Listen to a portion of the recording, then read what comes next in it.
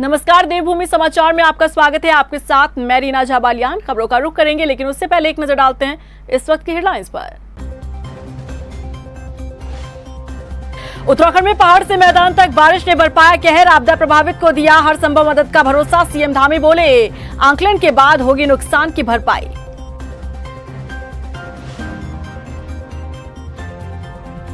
बागेश्वर उपचुनाव में कांग्रेस प्रदेश अध्यक्ष की अग्नि परीक्षा, करण मारा के नेतृत्व में हो रहा दूसरा उपचुनाव। क्या कांग्रेस बदल पाएगी उपचुनाव परिणाम का ट्रेंड?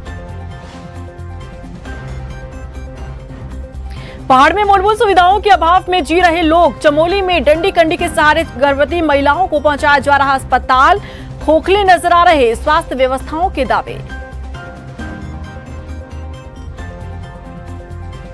उत्तराखंड में बदले बिजली भुगतान के नियम, उपभोक्ताओं की जेब पर पड़ेगा असर। हर महीने बदलेंगे बिजली के दाम।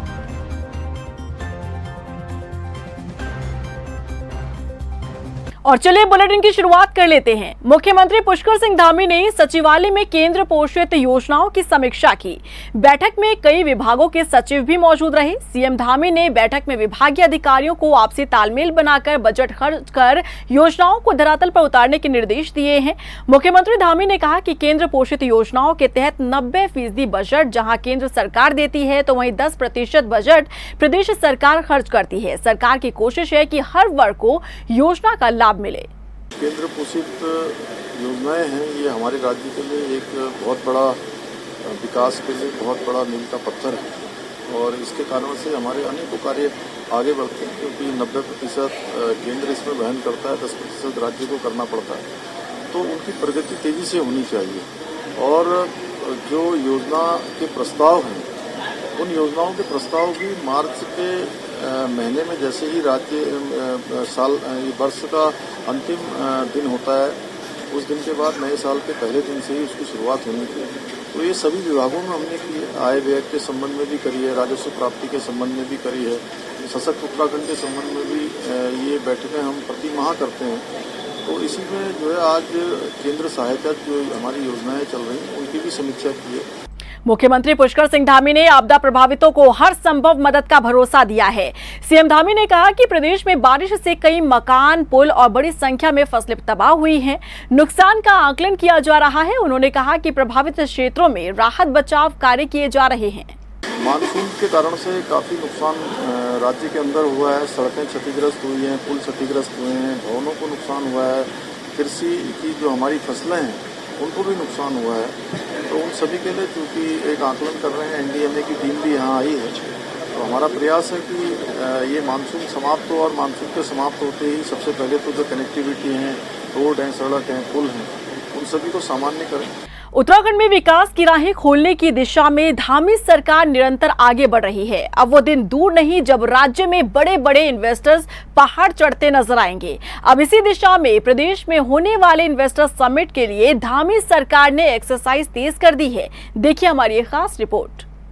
विकास की राह खोल रही धामी सरकार, निवेशकों को पहाड़ चढ़ाएगी सरकार। इन्वेस्टर्स के लिए खुला उत्तराखंड का द्वार, राज्य में बहेगी विकास की बयार। उत्तराखंड की धामी सरकार राज्य में विकास की राहें खोलने के लिए लगातार प्रयासरत नजर आ रही है। किस तरह से निवेशकों को राज्य में बुलाना है, कैसे रोजगार पैदा करना है, इस दिशा में लगातार सरकार का मंथन जारी है। इसी सोच के साथ साल के अंत में उत्तराखंड में इन्वेस्टर समिट होने जा रहा है, जिसके लिए धामी सरकार ने एक्सरसाइज तेज कर दी है। इसी कड़ी में समिट की तैयारियों को लेकर सीएम धामी की अध्यक्षता में बैठक की गई। बैठक में सभी कैबिनेट मंत्री, शासन के आला अधिकारियों समेत तमाम इंडस्ट्री और संस्थाओं के प्रतिनिधि भी शामिल हुए। बैठक में उद्योग, पर्यटन, होटल, मेडिकल, एजुकेशन समेत विभिन्न सेक्टर के लोग भी शामिल हुए। समिट को लेकर उन लोगों ने भी अपने अपने सुझाव दिए, ताकि सरकार ने समिट में निवेश को लेकर जो लक्ष्य तय किया है, उस लक्ष्य को पूरा किया जा सके।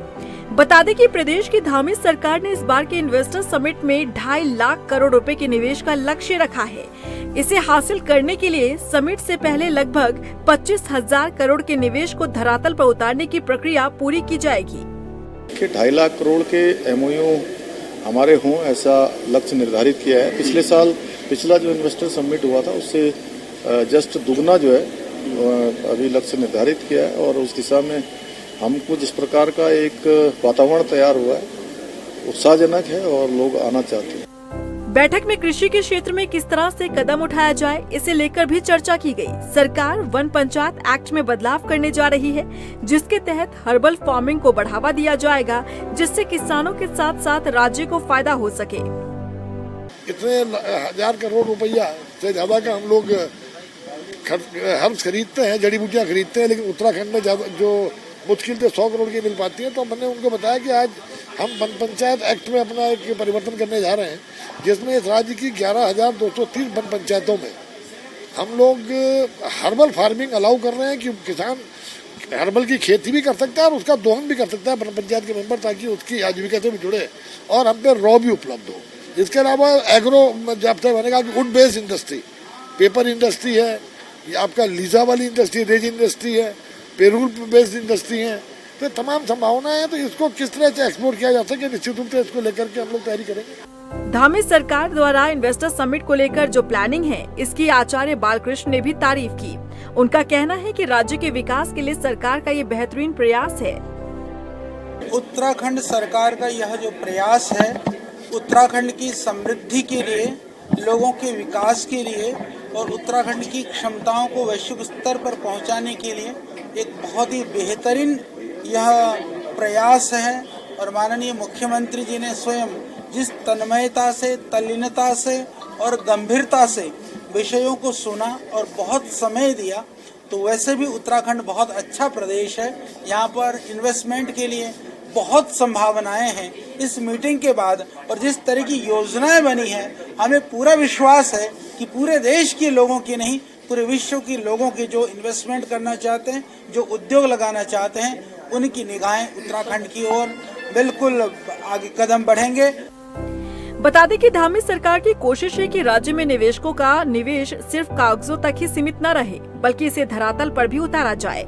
इसी सोच के साथ प्रदेश की धामी सरकार लगातार कदम उठा रही है। सरकार का दूसरे शहरों और विदेशों में जाकर भी निवेशकों को आकर्षित करने का प्लान है। बता दें कि राज्य सरकार ने 2.5 लाख करोड़ रुपए के MOU का लक्ष्य रखा है। साल 2018 में जो इन्वेस्टर समिट हुआ था उसकी तुलना में इस बार दोगुना लक्ष्य रखा गया है। ऐसे में देखना होगा कि धामी सरकार का ये प्रयास कितना सफल रहता है।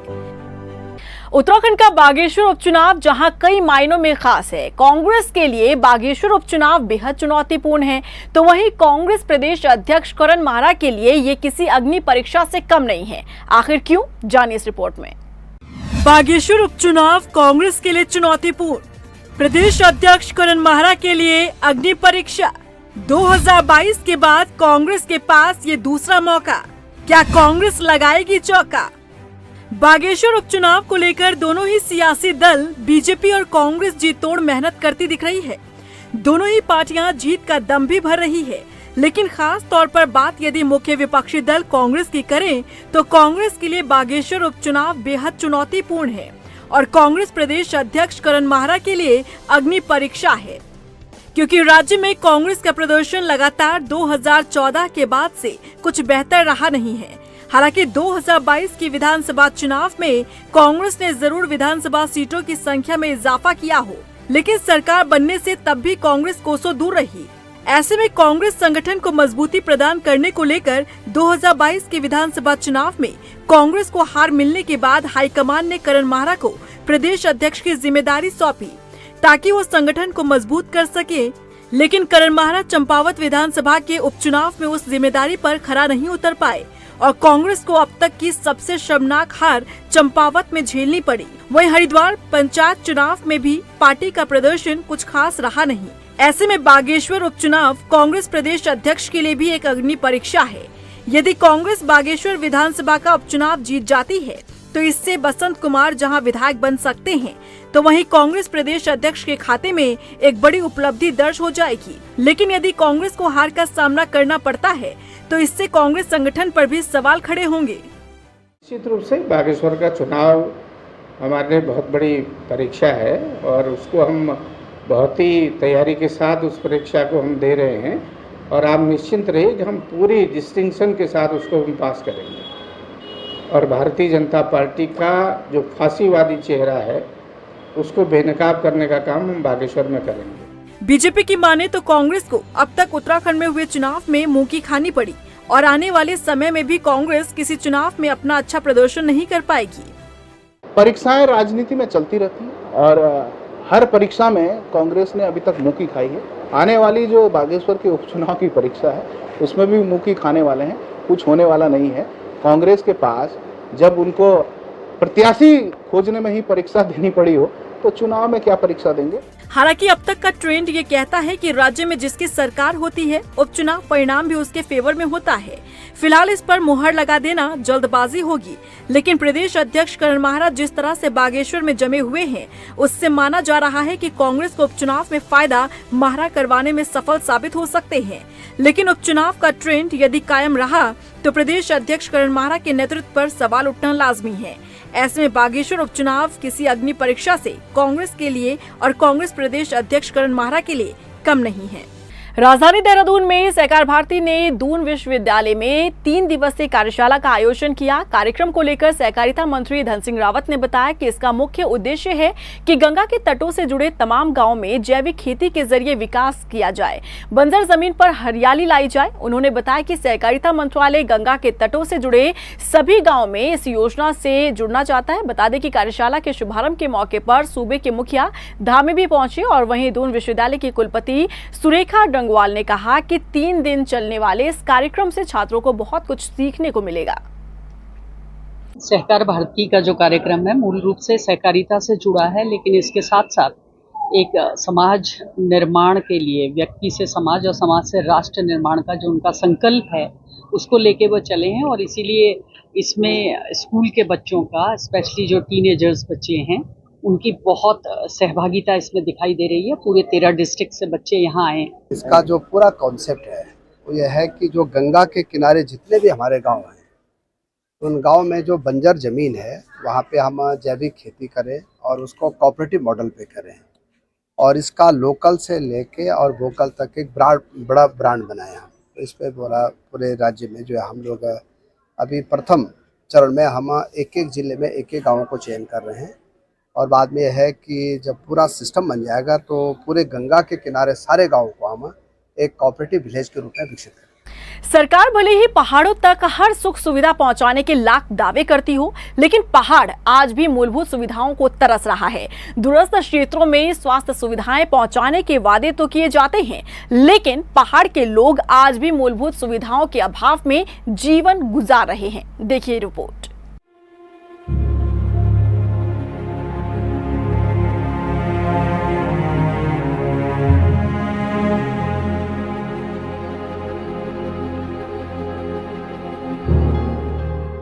जहां नहीं पहुंच पाती मूलभूत सुविधाएं, जहां नहीं मिल पाती लोगों को स्वास्थ्य सेवाएं, जहां डंडी कंडी करती है एम्बुलेंस का काम, जहां अधूरे रह जाते हैं लोगों के सपने, ये पहाड़ की तस्वीर है साहब, जहां पूरे नहीं हो पाते आपके वादे। पहाड़ में विकास को लेकर सरकार भले ही लाख दावे करती हो, लेकिन धरातल पर तस्वीरें कुछ और बयां करती है।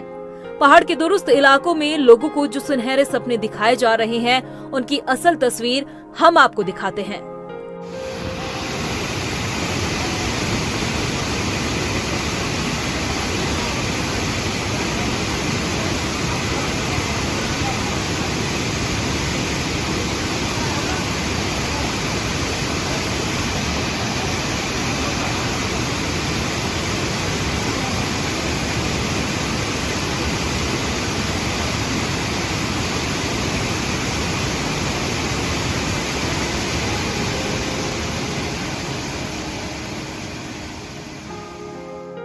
यह है चमोली के देवल क्षेत्र में वाण गांव की तस्वीर, जहां बरसात में सड़कें बह गई, पुल टूट गया और फिर ग्रामीणों को जान हथेली पर लेकर एक गर्भवती महिला को नदी पार करानी पड़ी।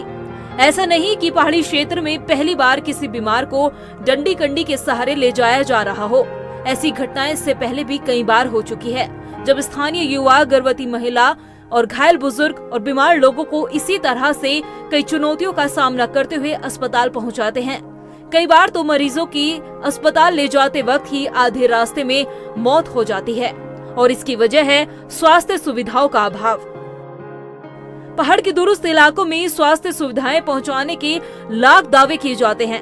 डॉक्टरों की कमी को दूर करने की बात कही जाती है, अस्पताल बनाने के वादे किए जाते हैं, मगर ये तस्वीरें देखने के बाद सारे दावे खोखले नजर आते हैं। हालांकि अभी हाल ही में मुख्यमंत्री पुष्कर सिंह धामी ने एक निर्देश दिया था कि अब गर्भवती महिलाओं को एयरलिफ्ट किया जाएगा। ऐसे में यहाँ सवाल ये उठता है कि क्या ये निर्देश सिर्फ कागजों तक ही सीमित तो नहीं रह जाएगा? पहाड़ी इलाकों के दूरस्थ क्षेत्रों में स्वास्थ्य सुविधाओं के वादे आखिर कब पूरे होंगे? क्या पहाड़ में डंडी कंडी यूं ही एम्बुलेंस का काम करती रहेगी? सवाल स्वास्थ्य विभाग की व्यवस्थाओं पर भी खड़े होते हैं। क्या स्वास्थ्य विभाग की जिम्मेदारी नहीं बनती कि गर्भवती महिलाओं के लिए हर क्षेत्र और गांव में आंगनवाड़ी कार्यकर्ताओं को तैनात किया जाए? सवाल ये भी है कि 2025 तक उत्तराखंड को देश का अग्रणी राज्य क्या इसी तस्वीर के साथ बनाया जाएगा? ये वो तमाम सवाल है जो पहाड़ के लोग अपनी सरकार और अपने जनप्रतिनिधियों से पूछ रहे हैं, मगर इनके सवाल के जवाब और इनकी मूलभूत सुविधाएं कब पूरी होंगी कोई नहीं जानता। उत्तराखंड में अब हर महीने ही बिजली के दाम तय किए जाएंगे, यानी कि कभी आपको सस्ती बिजली मिलेगी तो कभी महंगी। आखिर ऐसा क्यों और कब से होने जा रहा है, देखिए हमारी खास रिपोर्ट। उत्तराखंड में बदला बिजली का नियम, उपभोक्ता की जेब पर पड़ेगा असर। हर महीने बदलेंगे बिजली के दाम, कभी महंगी कभी सस्ती मिलेगी बिजली। उत्तराखंड में हर महीने बिजली के दाम तय होंगे। यूपीसीएल अगर बाजार से महंगी बिजली खरीदता है तो उसकी वसूली बिजली उपभोक्ता से की जाएगी।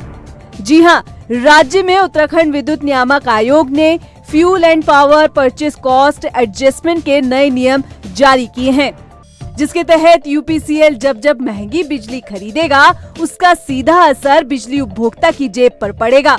विद्युत नियामक आयोग के मुताबिक नई व्यवस्था में कुल बिजली खरीद के लिए तय बजट का खर्च का जो भी अंतर होगा वो उपभोक्ता के हर महीने के बिजली के बिल में जुड़कर आएगा।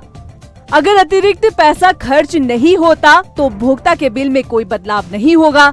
विद्युत नियामक आयोग का ये भी कहना है कि हर महीने महंगी बिजली का भार बिजली उपभोक्ता पर कुल औसत बिजली दर से 20% ज्यादा नहीं होगा। विद्युत नियामक आयोग की इस व्यवस्था पर केंद्र सरकार का कहना है कि बाजार में बिजली उधार खरीदनी ना पड़े, इसके लिए ये नए नियम लागू करने के निर्देश दिए गए हैं। बता दें कि उत्तराखंड ऊर्जा निगम अब तक गैस और कोयले से चलने वाले पावर प्लांट से ही बिजली खरीदता है, जिसका फ्यूल चार्ज एडजस्टमेंट हर 3 महीने में होता है, जिस वजह से बिजली उपभोक्ता के बिल में हर 3 महीने में फ्यूल चार्ज के रेट बदल कर आते थे।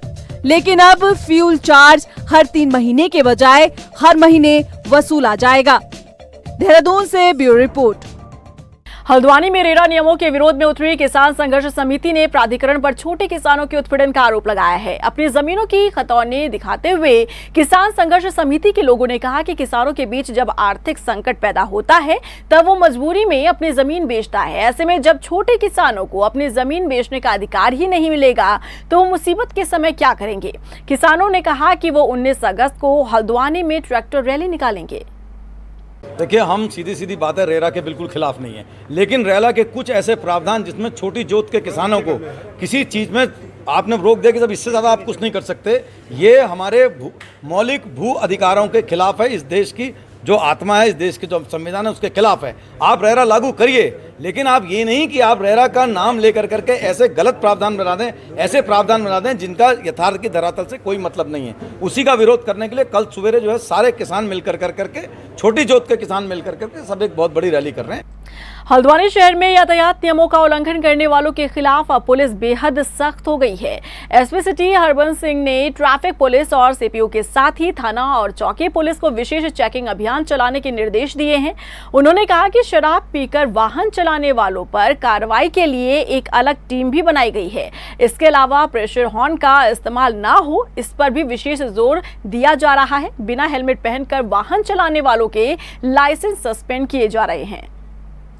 सुबह 4 बजे से लेकर 6 बजे तक जो रात्रि अधिकारी हल्द्वानी है और रात्रि अधिकारी बनभूलपुरा हैं, ये प्रेशर हॉर्न पे चलान करेंगे। और एक स्पेसिफिक सब इंस्पेक्टर की ड्यूटी लगाई गई है जो रात्रि 9:30 बजे से रात्रि 12 बजे तक ड्रंकन ड्राइविंग के चलान करेंगे। उनके साथ अतिरिक्त फोर्स दिया गया है। ये निर्देश सभी थानों को दिए गए हैं स्पेशली अभी हल्द्वानी और बनभूलपुरा पे फोकस किया जा रहा है। रामनगर इंस्पेक्टर को भी निर्देश दिए गए हैं कि वो अपने थाना क्षेत्र में ड्रंकन ड्राइविंग और प्रेशर ऑन के विरुद्ध कार्रवाई करें। रुड़की के माशरी गांव के लोग वायरल फीवर की चपेट में हैं। बुखार के कई मरीज मिलने के बाद स्वास्थ्य विभाग की टीम गांव पहुंची, जहां ग्रामीणों के ब्लड सैंपल लिए गए। साथ ही ग्रामीणों को क्षेत्र में सफाई व्यवस्था को दुरुस्त करने के लिए कहा। रुड़की सिविल अस्पताल के सीएमएस ने बताया कि स्वास्थ्य विभाग की टीम वायरल फीवर से बचाव एहतियात बरत रही है और वहीं क्षेत्र के ग्रामीणों ने प्रशासन से इलाके में हो रहे जल भराव के निकासी की मांग की। अभी ये लग रहा है कि ये वायरल ही है, क्योंकि इसमें बुखार बहुत तेज आता है और बुखार के साथ जुकाम खांसी ये सब है। बाकी जांच के बाद क्लियर हो पाएगा कि ये वायरल के अलावा कुछ और तो नहीं है। और इसी के साथ फिलहाल इस बुलेटिन में बस इतना ही, लेकिन चलते चलते एक नजर डालते हैं इस वक्त की हेडलाइंस पर। उत्तराखंड में पहाड़ से मैदान तक बारिश ने बरपाया कहर, आपदा प्रभावित को दिया हर संभव मदद का भरोसा। सीएम धामी बोले आंकलन के बाद होगी नुकसान की भरपाई।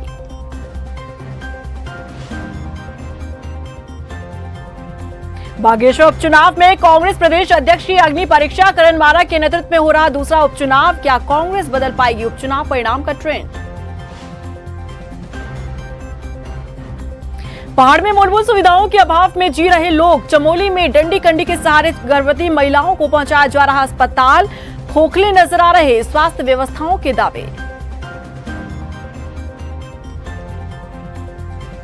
उत्तराखंड में बदले बिजली भुगतान के नियम, उपभोक्ताओं की जेब पर पड़ेगा असर, हर महीने बदलेंगे बिजली के दाम।